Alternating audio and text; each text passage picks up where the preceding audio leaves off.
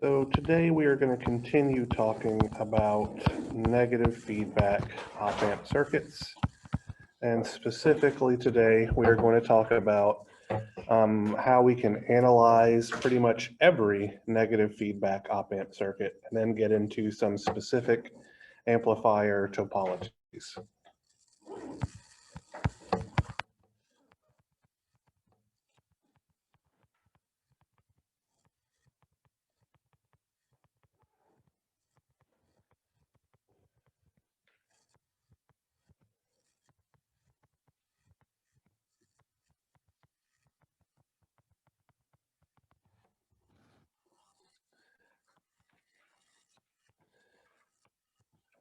So as a very, very loose recap of some of what we did last time, we developed two rules that govern how ideal op-amp circuits behave. The first rule stated that no potential difference or voltage difference can occur between the input terminals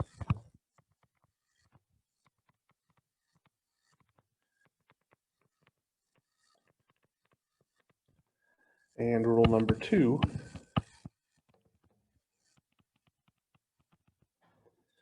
stated that no current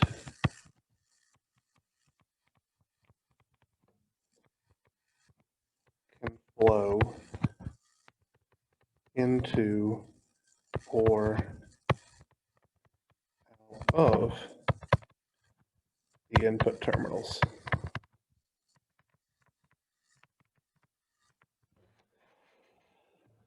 So what we're going to do today is effectively just create a list of steps that we can employ to always be able to analyze any negative feedback circuit, okay? So I am going to start us off with a particularly ugly looking circuit.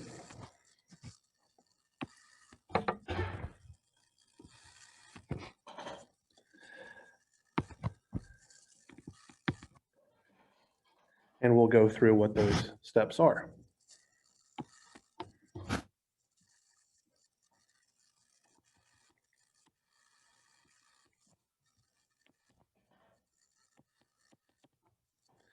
And we are going to make the assumption here that VCC plus and VCC minus are large enough in magnitude to accommodate any output voltage we might find. So effectively the op-amp is turned on and it is behaving in the linear region. So we're not going to worry about saturation distortion here.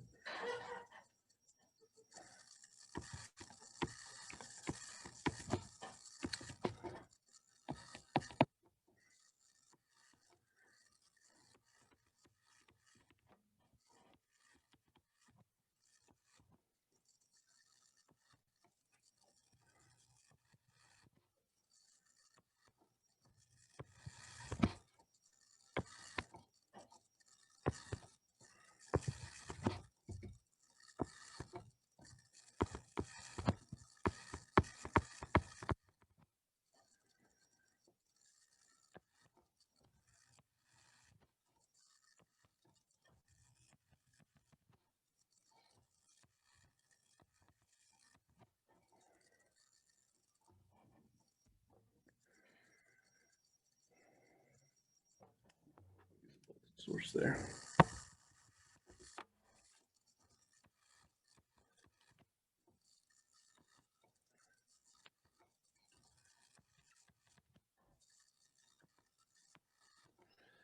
So let's say that this guy is 2 milliamps, 8 kilo ohms, and let's make this guy 1 kilo. Let me go ahead and grab a calculator.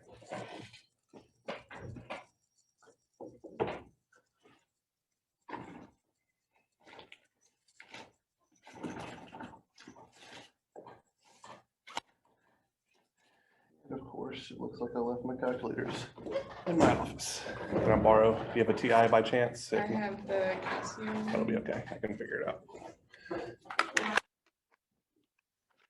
Thank you. Yeah, I can borrow that one.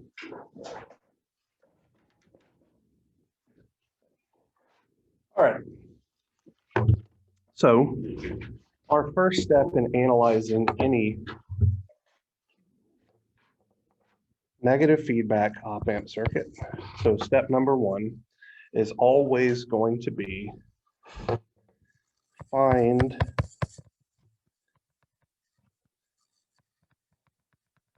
the voltage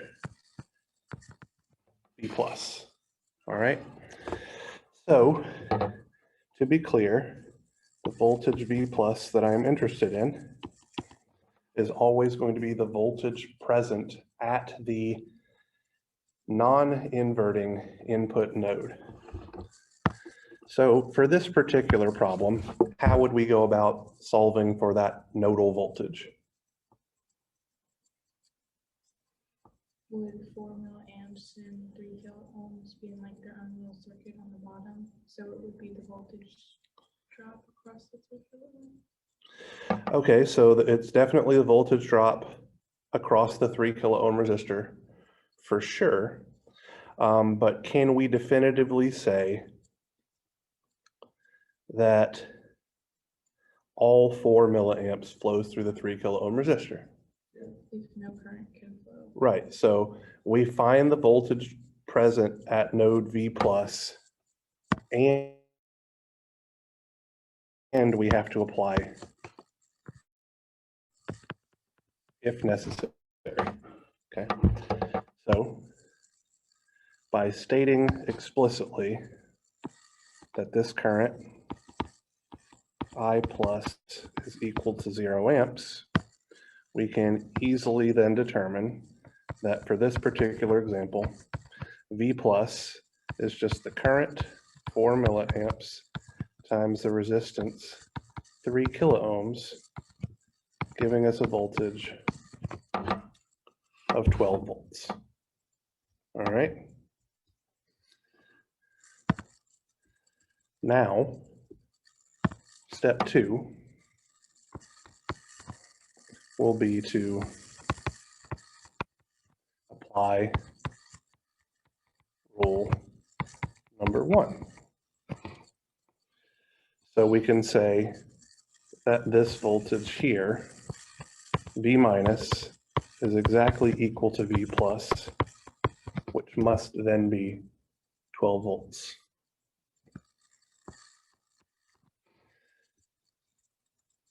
Step three is to apply KCL at the inverting input terminal.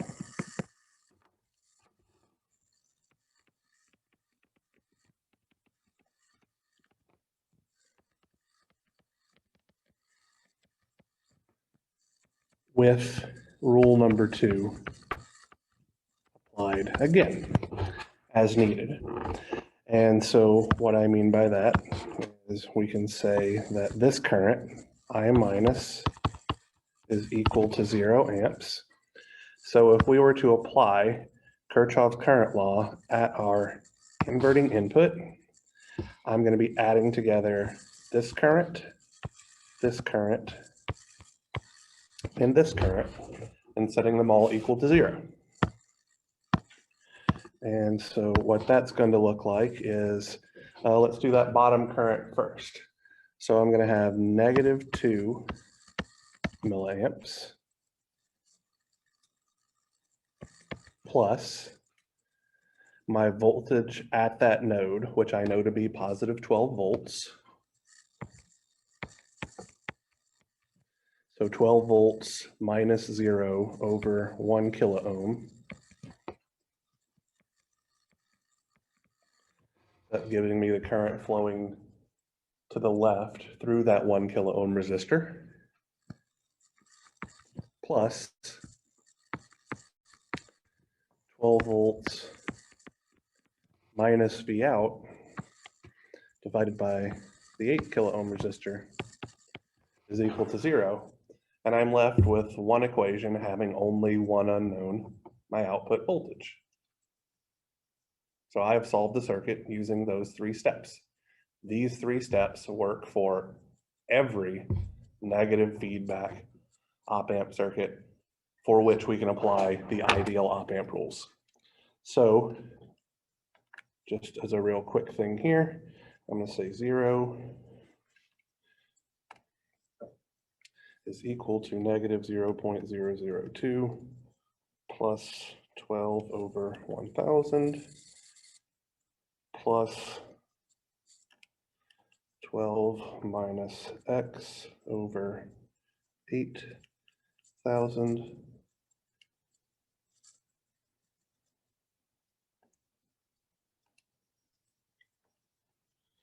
solve for x.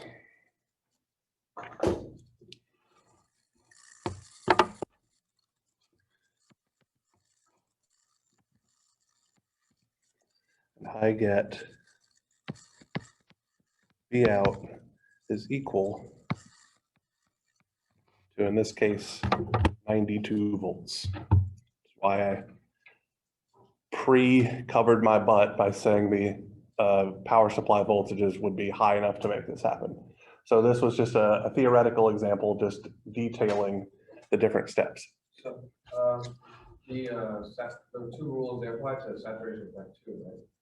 So the saturation distortion is outside of those. So saturation distortion always is valid regardless of the type of op-amp that you have. So for instance here, if we had VCC plus were equal to 20 volts, the output would saturate at 20 volts. You can still use the same. Yeah, exactly right. So if the output voltage is larger in magnitude than VCC plus or VCC minus, then we still saturate. Absolutely. Doesn't matter if we have negative feedback, positive feedback, or an open loop circuit. Saturation distortion is always a possibility. Yeah. So negative feedback doesn't let us break that rule. All right, so we are going to be using these 3 rules. I'm going to use them explicitly at first, and then we'll kind of get into the hang of kind of sort of applying almost all of them at once to develop some input-output relationships for some common negative feedback op-amp topologies. So common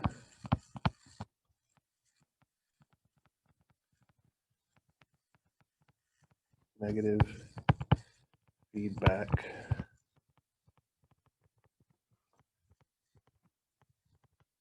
op-amp circuits.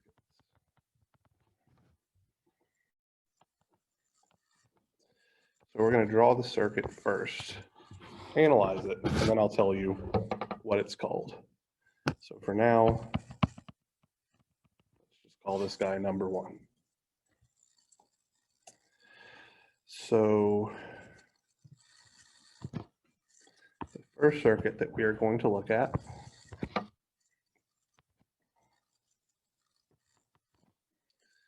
is this guy, wherein we apply our input voltage directly to the non-inverting input terminal. We're going to have a feedback loop connecting our inverting input terminal to the output.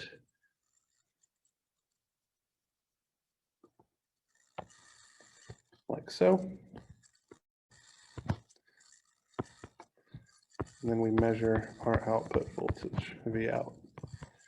Again, we'll have power. And I'm probably going to stop drawing the power connections, and we're just going to work under the assumption that all of the op-amps are powered correctly in order to work. So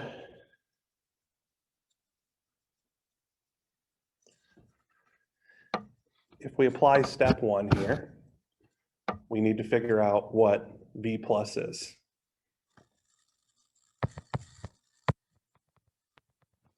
What is the voltage present at our non-inverting input terminal for the circuit? Vn, that's it.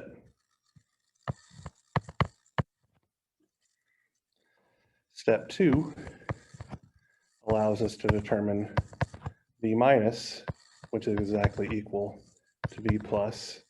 So V minus must be Vn as well. Step 3 is we perform Kirchhoff's current law and apply rule 2 as is necessary to develop a relationship in order to determine V out. Well, on this guy, it's pretty straightforward. We know that this current, I minus, is equal to 0 amps. There's no resistor or anything like that explicitly. There's just a short circuit. So we can pretty easily see that V out is equal to V minus is equal to V in. So this is our input-output relationship for this guy. V in is exactly equal to V out. And another way that we could express this is that our closed loop gain, AVCL, which we will define as V out divided by V in, is exactly equal to 1. So this particular circuit is what is known as a unity gain buffer, or a buffer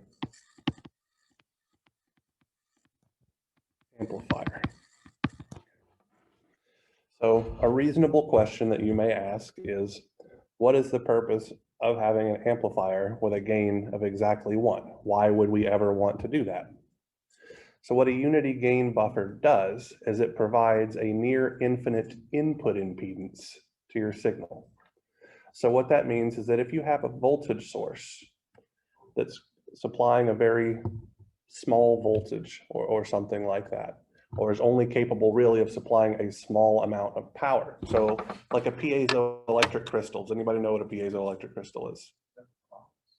A piezoelectric crystal is a specific type of material to where if you compress it or stretch it, it generates a voltage. It's because of the way that the crystal is actually formed. There's a slight offset in the crystal structure that when you move the physical dimensions of the crystal, it creates a voltage. Or when you change the physical dimensions of the crystal, it creates a voltage. Those crystals are incapable of supplying large amounts of power because you can only deform the crystals by a very, very small amount. Piezoelectric crystals are used a lot in grill ignition systems, actually. So like the spark that lights the gas on fire is you pressing a button which compresses the crystal, generating a voltage. That voltage is applied across an open circuit pair of terminals, typically large enough to arc, create a spark, setting the gas on fire, and your grill ignites. It's used in a whole lot of scientific applications, but the one that's probably the easiest to understand is making a spark. So in a system where you want to use a piezoelectric crystal as your input signal, well, if you just hooked a resistor up to it directly, it wouldn't be able to actually power that load. A unity gain buffer is there to effectively apply that exact same voltage that is created by the crystal, but all of the current is being provided by the power supply of the op amp. So it prevents loading effects from occurring by applying effectively an infinite input impedance for the system. So it is used a lot in electronics, particularly when you're dealing with sensors that are only capable of outputting very small amounts of power. So our next circuit that we're going to look at is really kind of a modification of this circuit.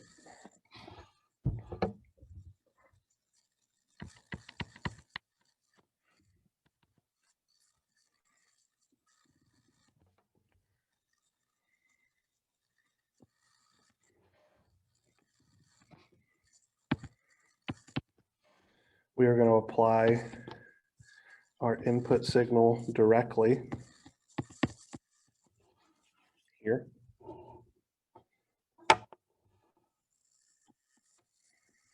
We're going to have our feedback loop.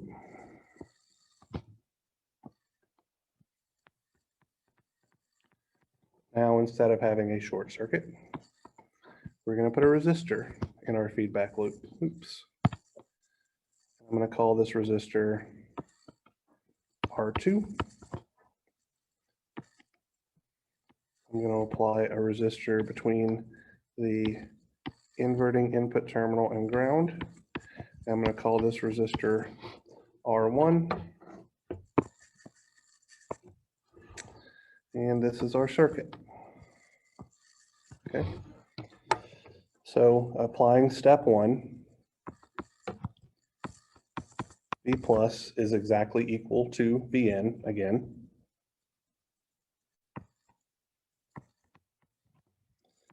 Applying step 2, V minus is exactly equal to V plus, so it is Vn yet again. Step 3, so we know that we have a voltage here, Vn. So if we apply Kirchhoff's current law at this node with rule 2 also applied, we are going to have Vn divided by R1 plus Vn minus V out divided by R2 is equal to 0. Everybody okay with my application of Kirchhoff's current law? So I'm saying the current to the left is Vn over R1, the current to the right flowing through R2 is Vn minus V out over R2 with a little bit of algebra that I'm going to skip. We get the following relationship where V out, our output voltage, is equal to 1 plus R2 divided by R1 times Vn.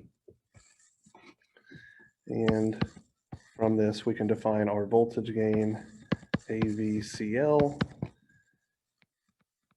V out divided by Vn is 1 plus R2 over R1.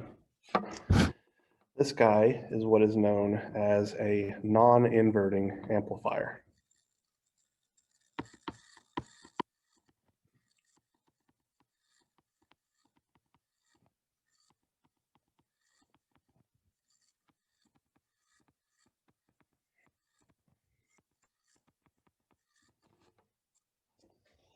So there are a couple of interesting things that we can see about this non-inverting amplifier.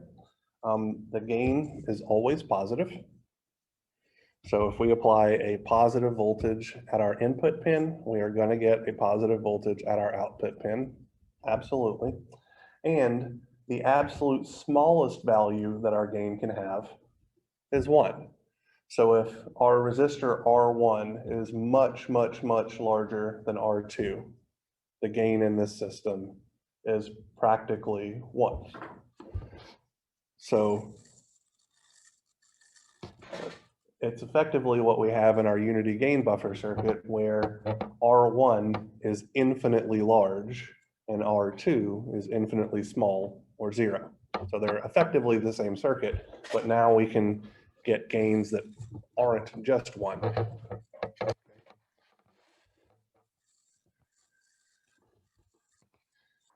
See how much space I have here.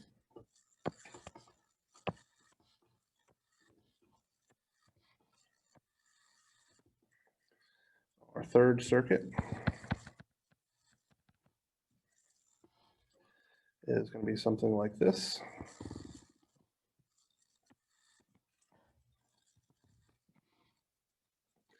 Actually, I take that back. Let's revisit this guy just real quick, like, okay? What if I place a resistor, and I'm going to call it R3 right here? Does that in any way, shape, or form change my input-output relationship for this circuit?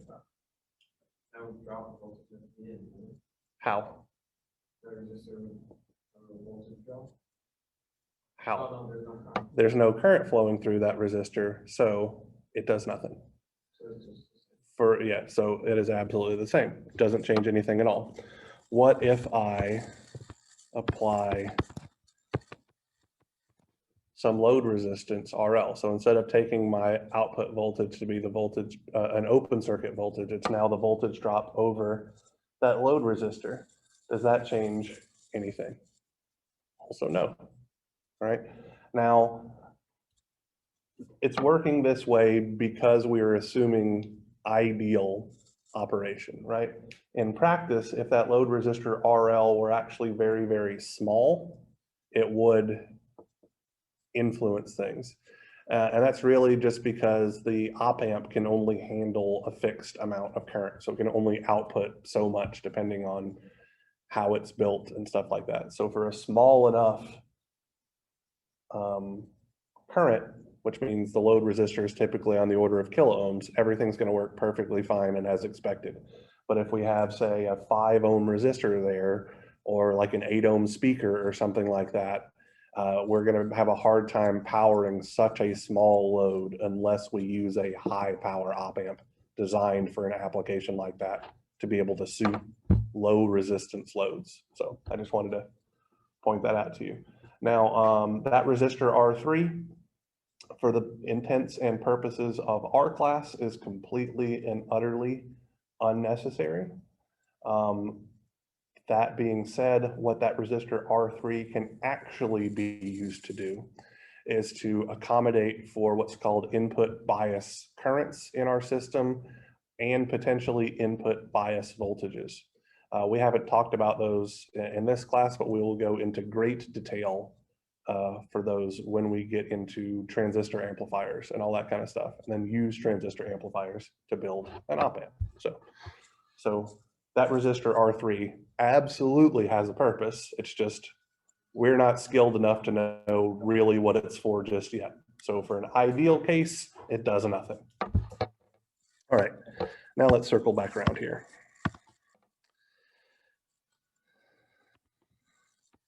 For this particular amplifier, I'm going to ground my non-inverting input terminal, apply my feedback loop,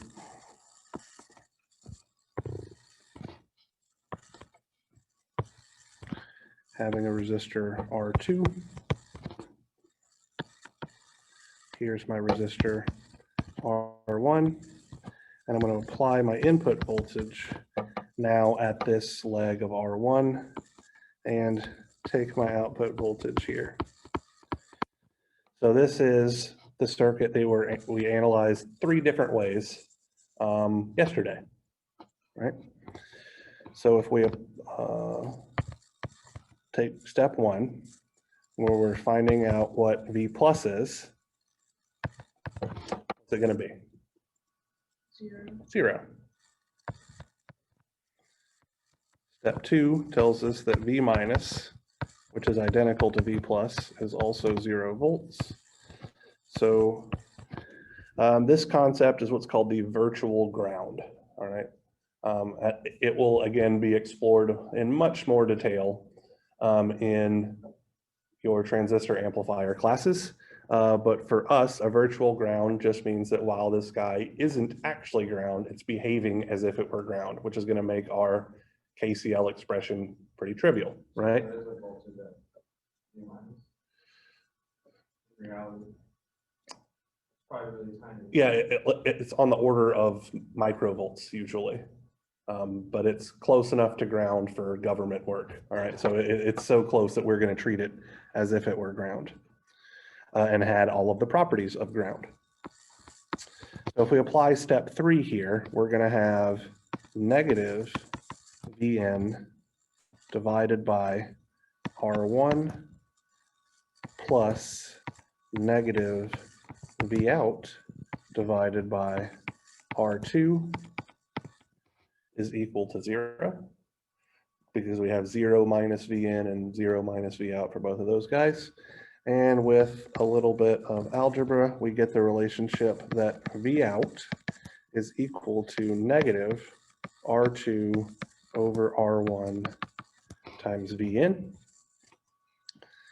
And therefore our closed loop voltage gain, AVCL, is simply negative R2 divided by R1. So this guy is our generic inverting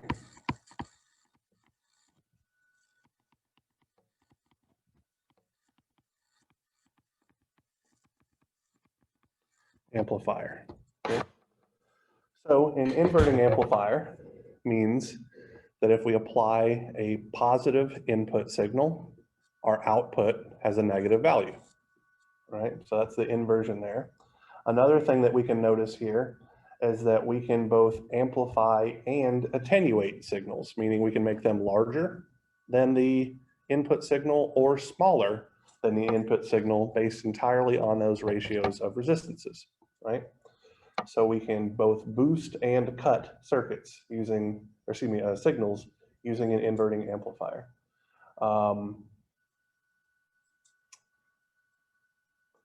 These last two examples of non-inverting and inverting amplifiers are really kind of the building blocks of the different forms of the rest of the amplifiers that we're going to be dealing with today. So let's move along to number 4.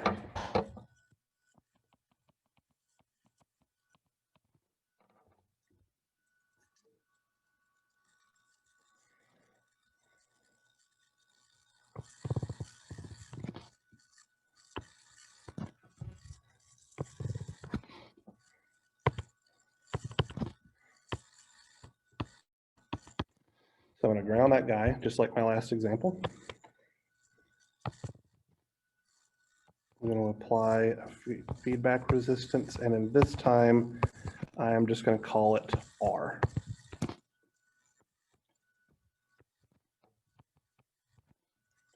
I'm going to take my output signal here, out, and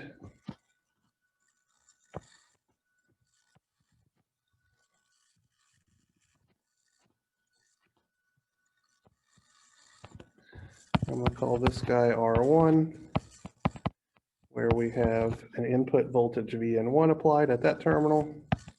I'm going to call this guy R2, where we have an input voltage VN2 applied at that terminal. And down here, I'm going to call this guy R3, and we apply an input voltage VN3. And I could actually expand this out to any number of input signals that I want to deal with. So if we apply rule number 1, we can see that V plus is 0 volts. Rule number 2 tells us that V minus is equal to V plus, so it must also be 0 volts. And applying Kirchhoff's current law at our inverting input node tells us that we are going to have negative Vn1 divided by R1 plus negative Vn2 divided by R2 plus negative Vn3 divided by R3 plus negative V out divided by R is equal to 0, which gives us the relationship V out is equal to R times Vn1 divided by R1, sorry, negative R times Vn1 over R1 plus Vn2 over R2 plus Vn3 over R3. I can't really specify a voltage gain here because I have multiple input signals. I could specify one for each input signal. where it would look exactly the same as the inverting amplifier for each of the different inputs, because all this is an inverting amplifier, but with multiple inputs. This particular circuit is what's called a weighted inverting summer.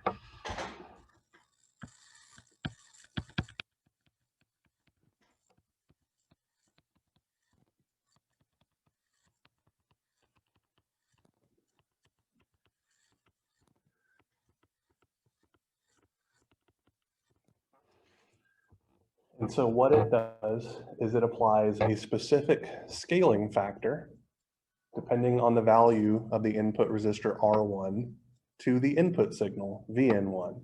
And then it applies a specific scaling factor depending on the value of the resistor R2 to the signal Vn2, etc. So it is a weighted inverting summer because all of the different input signals can have a different weight applied to them. If I wanted to make just an inverting summer where all of the signals had the exact same scaling factor, all I would need to do is make R1, R2, R3, etc. equal to each other, and then they all get scaled by the same factor. So I'm going to say if R1 is equal to R2 is equal to R3 dot dot dot, then we have a slightly different relationship where V out is equal to negative R divided by R1 times the sum of Vn1 plus Vn2 plus Vn3, etc. And in this case, we simply have an inverting summer.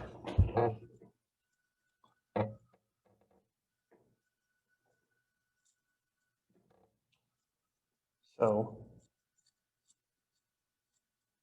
this is one of the first cases where we're using an op amp or an operational amplifier to apply a true mathematical operation to signals. We are adding them together.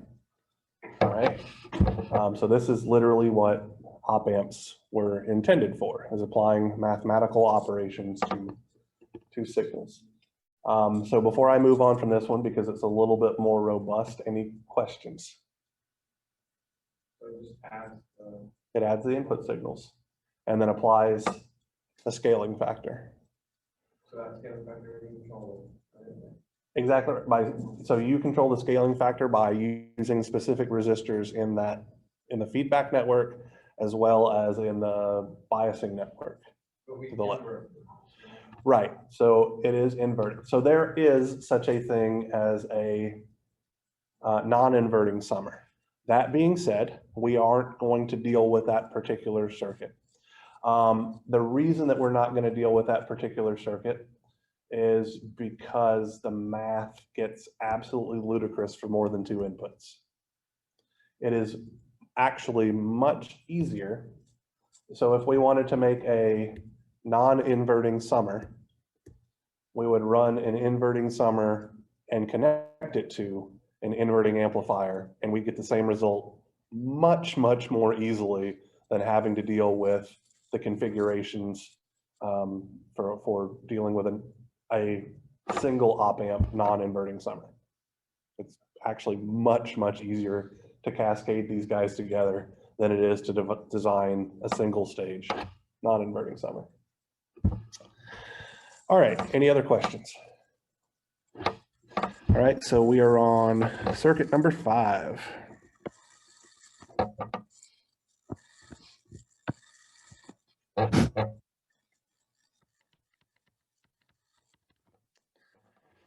All right, so this guy is also going to have multiple inputs.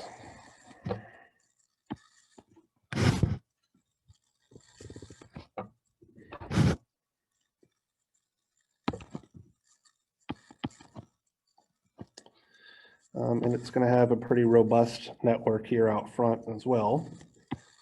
So I'm going to say we have some resistance here, R, connected between the non-inverting input terminal and ground. Another resistor here, R, between the non-inverting input terminal and what I'm going to call VN2.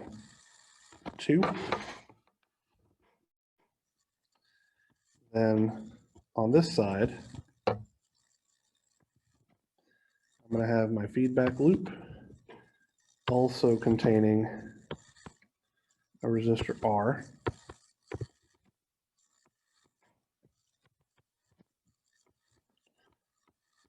Here's where my output signal is taken. Then I'm going to have a resistor R placed between my non-inverting, there's going to be my inverting input terminal and the location for input signal 1.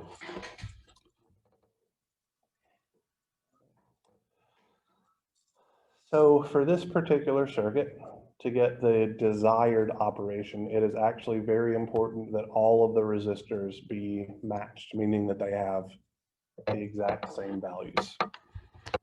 So if we apply our rules, rule 1, where we're trying to find V plus, what is it going to be? Half of VN2. Exactly right, half of VN2, because we have a simple voltage divider circuit at our input here. So 1/2 VN2. All right, which means that V minus, which is exactly equal to V plus, is also 1/2 VN2.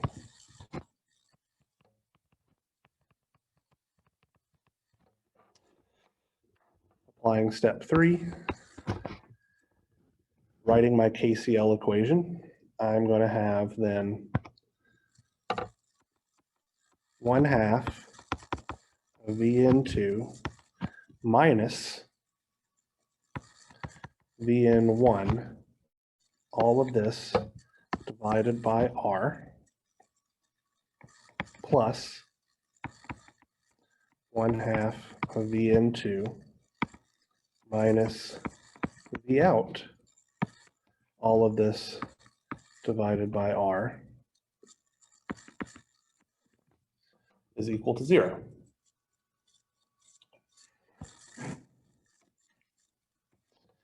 What this leaves me with is the following relationship, right? So we can see this actually pretty easily. If we multiply both sides through by R, we just have the voltage terms on top, right? Because when we multiply 0 by R, nothing's going to happen to the right-hand side.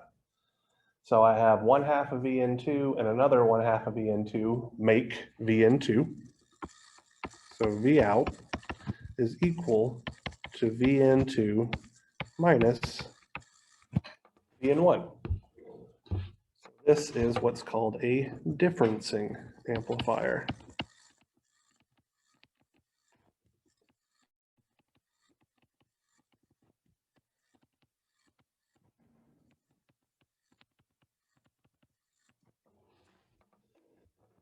Our output is the difference in our input signals, and then typically speaking, we would cascade this into some other type of amplifier to amplify then that difference signal. If all of the resistors aren't equal, what happens is that each of the inputs gets scaled by different factors, which could technically be useful, but gets to be kind of a nightmare to design, similarly to how designing a single op amp non-inverting summer is annoying. So for this, it's really easier to, if you wanted to scale your input signals, you would create your input signals by attaching an amplifier to the input, which would scale it to a specific value. And then you could weight it that way. Would be much, much easier than the other way around. So all these voltages have to be really tiny, right? Not necessarily.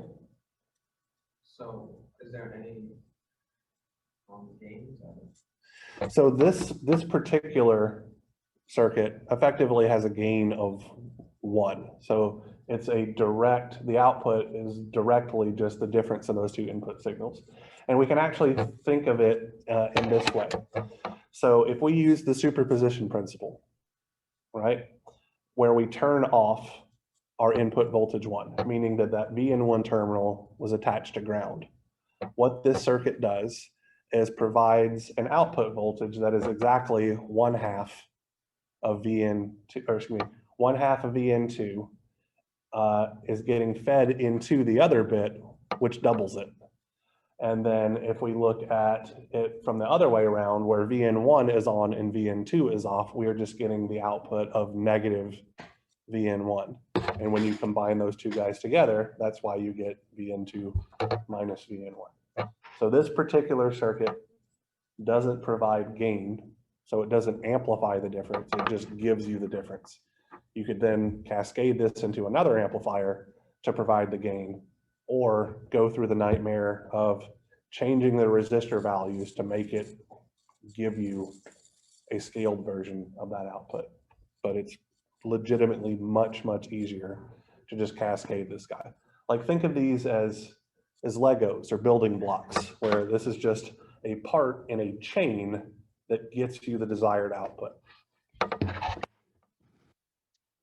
All right, so we have done addition of signals. We have now done subtraction of signals. So let's talk about how we can do calculus with op-amps. It's not as bad as you think it is.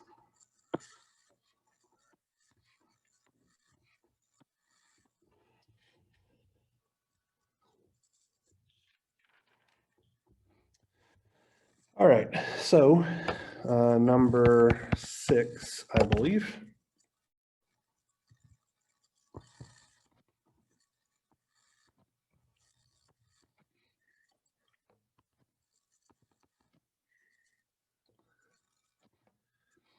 We're going to ground our non-inverting input terminal.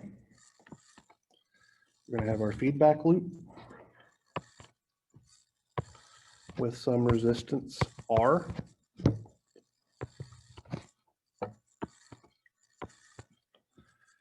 We're going to take our output here, V out.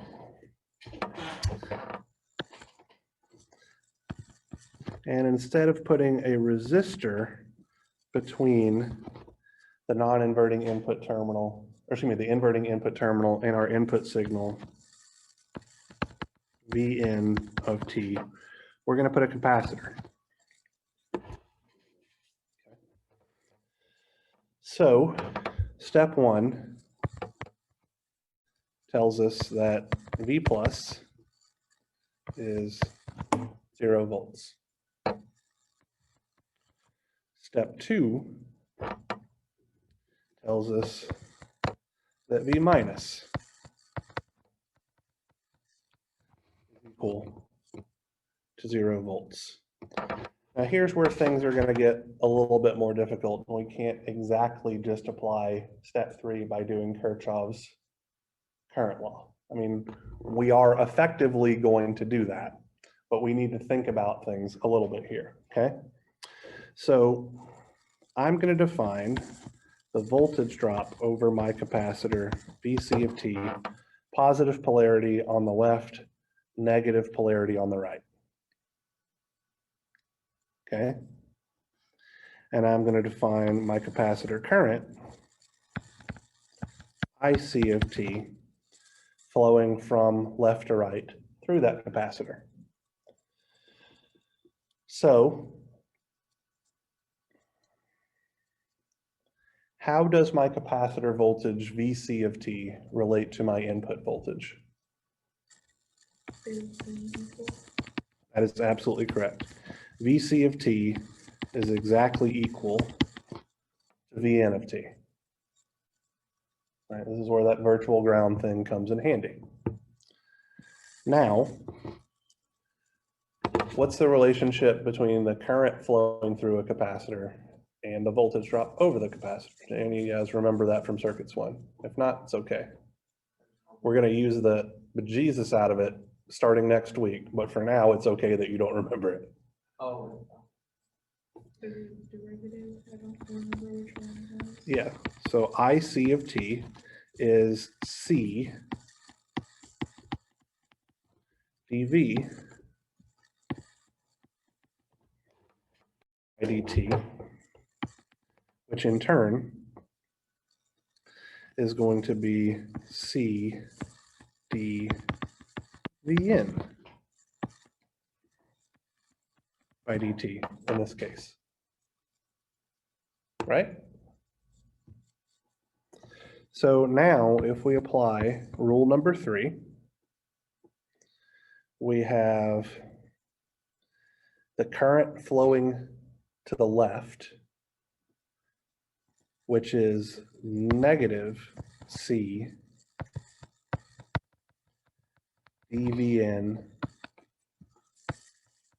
by dt, plus the current flowing to the right, which is negative V out time divided by R is equal to 0.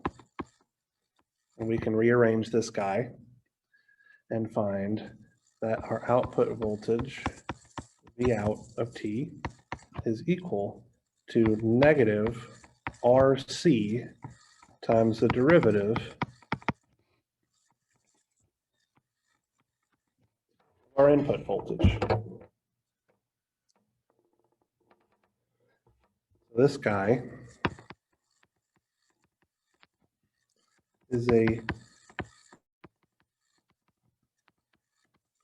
differentiating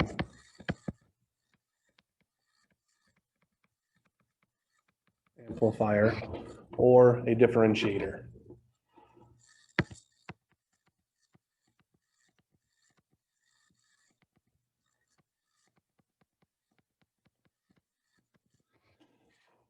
This is a building block in control systems, very, very commonly. So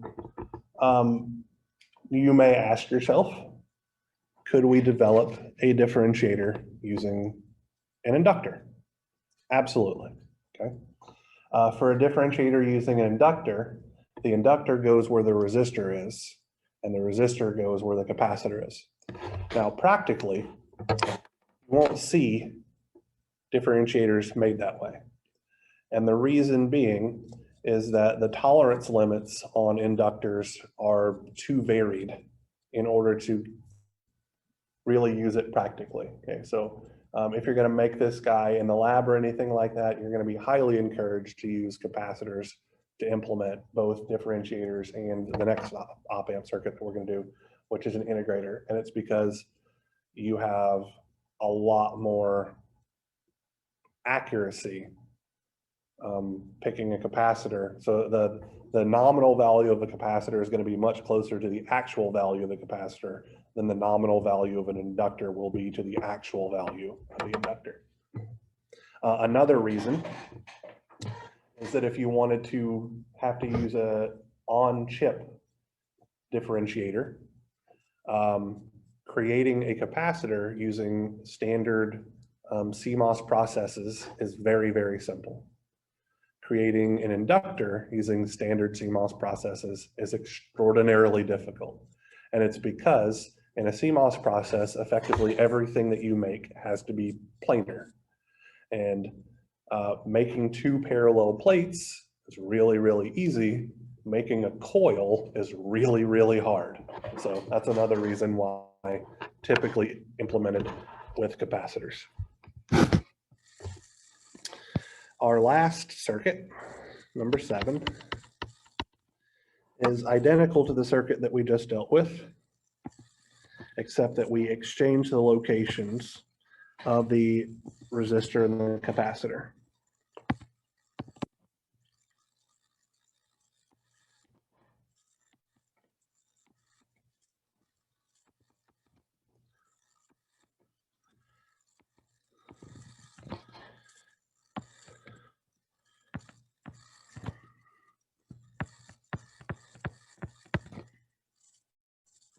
So here's our capacitor, and I'm going to explicitly state here that this is VC with this polarity, and so this is IC of T with this particular direction.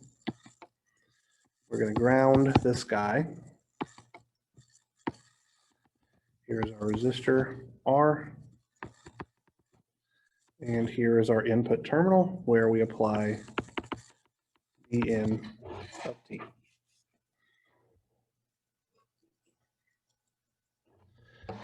So step number 1 tells us that V plus is equal to 0 volts. Step number 2 tells us that V minus is equal to V plus, which is also equal to 0 volts. And step number 3, applying Kirchhoff's current law, tells us that negative Vn divided by R plus IC of t is equal to 0. So we're going to have to do a little bit of mathematical manipulation here as well, like we did the last time. Okay. So we can see quite easily that IC of t is equal to simply Vn of t over R by that KCL expression, right? But what we're trying to figure out here is some relation having to do with the output. So another thing that I can observe is that V out is exactly equal to negative VC, right? V out is a nodal voltage. Positive polarity is at that output pin. The negative polarity terminal is assumed attached to ground. VC has the positive polarity terminal at ground and the negative polarity terminal attached at that output pin. So they're the same voltage with opposite polarities. All right. Well, VC of t is going to be the integral of the current, right? Or specifically 1 over C times the integral of IC dt. I am intentionally not putting in the initial condition here.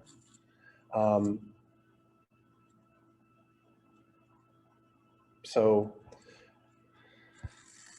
let me be more explicit about what I'm saying. In general, VC of t is equal to 1 over C times the integral from negative infinity to our particular time of interest of IC of x dx, where x is just a dummy variable for time. And we could then say that this is the same as 1 over C from 0, or excuse me, from t naught to t, IC of x dx plus VC at t naught, where I have some initial condition on my capacitor voltage, right? So at some point in time, I know what the exact voltage is, and that lets me bound my integral in order to find it. I am dropping that part off in my analysis here purely to make the math look a little bit more easy, okay? In practice, we force the initial condition to be 0 by putting a resistor in parallel with that capacitor, okay? However, that makes our nice and neat little concise, it's an integrator math, not quite correct, okay? So from here, I can substitute in my relationship for IC of t and I find that V out is equal to -1 divided by RC multiplied by the integral Vn with respect to time. So that's why this guy is called an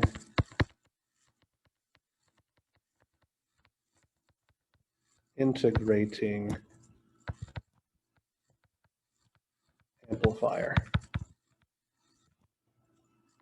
or an integrator. Okay. So I'm going to show something here just real quick. I think I'll do it in pink because that's the color I did earlier. If you see this circuit, but it also has, I'm going to call this resistor RF here in parallel with a capacitor. That is also an integrator, but it is an integrator wherein specifically we are forcing the initial condition on the capacitor voltage to be 0. Okay.